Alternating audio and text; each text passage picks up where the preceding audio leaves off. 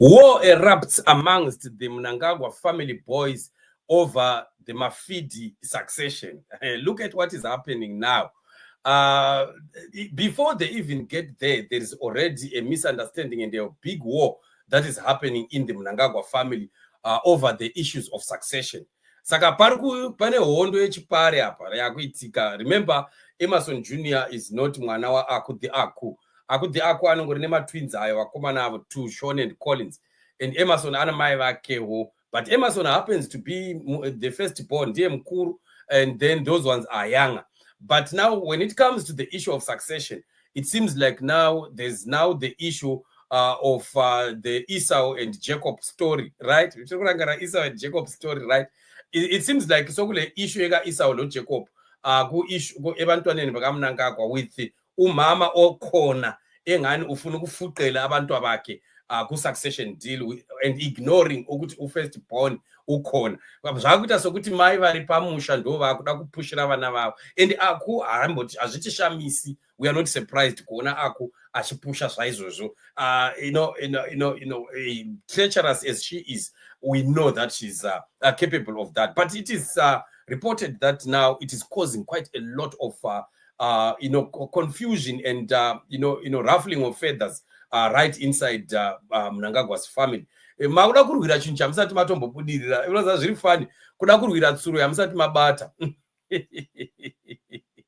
All right, so aveno pakaipa takabatana says here a quiet but vicious storm is already brewing within Mnangagwa's household as whispers of royal succession take shape long before the crown has been ever forged. Sources close to the family describe a simmering feud among the president's children, with Emerson Jr., the favored son and wildly tipped heir, facing fierce rejection from his more educated and politically restrained siblings. They accuse him of being unfit for leadership, citing his alleged drug abuse, erratic behavior, and lack of formal education. Right?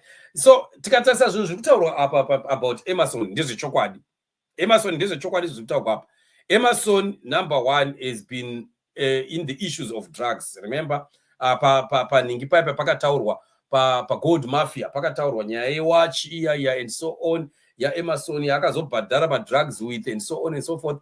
We know that story. And then erratic behavior, we've known about drunkenness and other funny things that he does. And of course, he's the only one out of the sons of Mnangagwa that are up there that we have never heard in terms of educational qualification. We know vanakuda vachitaura nze vakaenda kupi kupi vana Sean vachinzi they've been all the way kunana China uko vachidzidza, vana Collins the same thing, but Emerson we have not really heard about his educational qualifications and so on and so forth. So and of course considering kuti mai varipo ndi Aku the Aku, and Aku the Aku happens to be the mother of the twins, it really becomes problematic. It really becomes a big story. But is it really going to give peace? Is it going to brew peace in this family? We don't know. We are just watching. So there's a problem, especially when we have leaders who don't want to go. Leaders who hold on to power unnecessarily and want to cause unnecessary fights and confusion really are the same people that will cause eruptions to happen in nations. I would want to play for us what Barack Obama said concerning the leaders of Africa who don't want to leave and go. Let's just listen to what Barack Obama. So we have to stop pretending that countries that just hold an election where sometimes the winner somehow magically gets 90% of the vote because all the opposition is locked up or can't get on TV is a democracy. Democracy depends on strong institutions, and it's about minority rights and checks and balances and freedom of speech and freedom of expression and a free press. Can you see how people laughed when Cyril Ramaphosa came on the screen there, because obviously there is something to do with Mnangagwa that made people laugh there. I understand this speech was made in South Africa. I don't know whether Barack Obama was in South Africa recently, but it's quite interesting, how even Ramaphosa himself reacted. Because Ramaphosa is not talking about extending the term, he's not talking about 2030, but the way he responded and reacted and how people laughed is funny. Just look at this. Or can't get on TV is a democracy. Democracy depends on strong institutions, and it's about minority rights and checks and balances and freedom of speech and freedom of expression and a free press and the right to protest and petition the government and an independent judiciary and everybody having to follow the law. And yes, democracy can be messy, and it can be slow, and it can be frustrating. I know, I promise.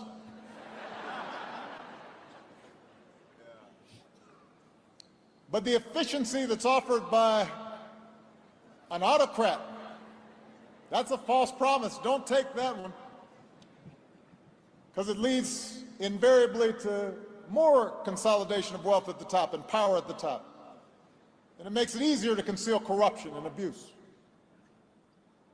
For all its imperfections, real democracy best upholds the idea that government exists to serve the individual and not the other way around. And it is the only form of government that has the possibility of making that idea real. Right, you see, very powerful. That's exactly the opposite of what we are seeing happening in Zimbabwe, where the government is now, the individuals are now serving government instead of government serving individuals. It's now, the survivor of the fittest. And that's what Mnangagwa is creating, disrespect of the rule of law. Kutadza kungonzwisisa chete kuti kana wapinda unotonga wotsvika wopa unogumira wopawo vamwe nekuti pane vamwe vakapinda pane vamwe vakamirira. Zimbabwe yacho ndiye munhu wese, haina kumbonzi ndianingi. Ndo pane dambudziko ipapo. Whoever told them kuti Zimbabwe ndeyako iwewe, that person made a big mistake. It's a big kind of deception, self-deception rather. Yekuti munhu anofungidzira kuti iye ndiye, and yet you are not. Zimbabwe deserves much better than this. And kana vakatanga kurwasa izvozvo, it is good. Because can you see that more sparks of war are continually happening? We are now having a war right inside Gananda pachazo izvozvo zvinoda kudzingana mabasa hapana kuvira mushe. Yakatanga iri ZANU-PF as a whole. Ndobva yatanga kuita mafactions, wana Chiwenga faction, ikatanga kuita wana G40 faction and so on. Then avasara kunze kwane hondo iri muzvigananda macho mukati inside. And then now taone hondo ya mukati meMnangagwa family macho, right? Zikuru vaenda vekuti impile ikarisele outside ikusese ZANU-PF as a whole. Kwabuya ama-factions akamuka aphuma, kwabuya impi manje phakathi kwezigananda esiyibona bafuna ukuxoshana imisebenzi. Kathesi impi isingene ku-right inside emulini kaMnangagwa. Sebelweli isithi, sebelweli isihlalo abangakasitholi. Avasati vatomboiwana chigaro cheMafidi. Mafidi yacho haisati yabudirira. To know whether Mnangagwa is going to make it to 2030, it's still very cumbersome. It's still a mountain to climb. But already, because of greed, the sons already are beginning already to fight. And I think, if you ask me, Auxilia is at the center of this war. It seems like the father wants to give the first son, but the mother has a different idea about it. Right? So I will decide who has to take the next leaders. But in fact, I think they are just daydreaming. They are building castles in the air because all this dream that they have and they are already fighting for is not going to materialize. It's not going to happen. It's like these young boys must just sit down and relax. You are just wasting your time. You would rather be thinking of where to run because your father is going down. But when you are going to pass, manje, they might find out to check kuhanda wafana kokutiza. Zvatotizira kupi. Pane kuti mupedze nguva muchirwira tsuro yamusati mabata, right? That's what vanori mvundla vangakaubambi vangakaujimbi. So that is exactly the kind of greed that this family has exposed itself to. And it's a spirit that continues to drive people into thinking that they are entitled, they have all the entitlement, they can do what they want, all other people are not important, we are the only people, we are the only most important, and so on and so forth. So it's really very, very funny.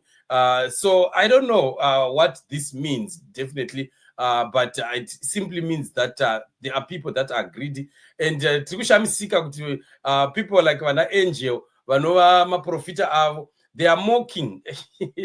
They are mocking Vana Samia. I don't know why Angel would come up mocking Samia. When Mnangagwa, who he works for, is supporting Samia. I think people, maybe let me just show you the video.